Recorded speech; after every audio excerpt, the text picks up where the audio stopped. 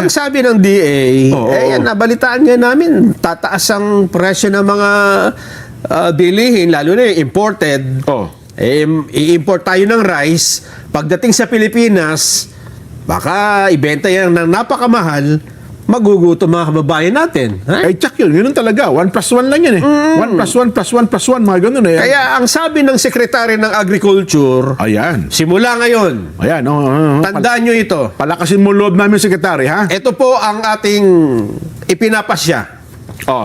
Walang magtitinda ng bigas ng higit sa 50 pesos kada kilo.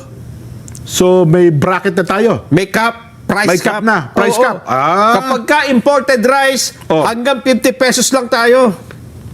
50 pesos. 50 pesos. Pinakamahal na yan, ha? Kahit na yan yung mabango, yung masarap na bigas. 50. Yes. Basta imported. Ang problema ngayon, ang mga imported milled rice, umaabot na ng 60 hanggang 65. Paano mo pipigilan? Paano mo pipigilan yan? At alam mo dyan, kung ekonomista ang ang kakausapin mo, hindi daw maganda na pinipigilan mo yung presyo eh. Ang bigas? Kahit ano. Ganon. Pagka pinigil... Kumbaga, ibigay mo na lang yung kung magkano ang gusto nila. Parang ano daw yan, parang tubig sa dagat na gusto mong kontrolin. Hindi malulunod ka. Yung current kasi. Pero baka naman kasi kaya nila kinokontrol kasi hino-hoard o may plano hindi maganda. Pero kung yung natural flow, ay okay. Katulad nito.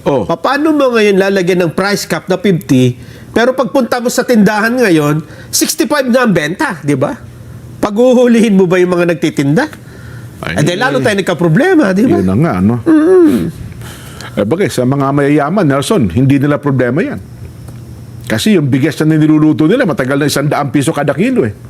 Sa bagay, diba? Mamahalin. May mga kakilala nga ako, 300 piso per kilo binibili na lang bigas. Kaya napaka-importante per dito. Per kilo yun, hindi per sako, ha? Oo, totoo. Mga mamahaling bigas. Kapag yung mga kapitbahay ko sa Forbes, saka sa Dasma, pag kumain kami, magkano bigas mo? 105, bro. Bro, sabi niya. Sa'yo, 300 pesos per kilo. Ganon. Pero kaming mas mayayaman kaysa sa inyo. Hindi kami nagbibigas. Hindi kami kumakain yan. Ano rice kayo?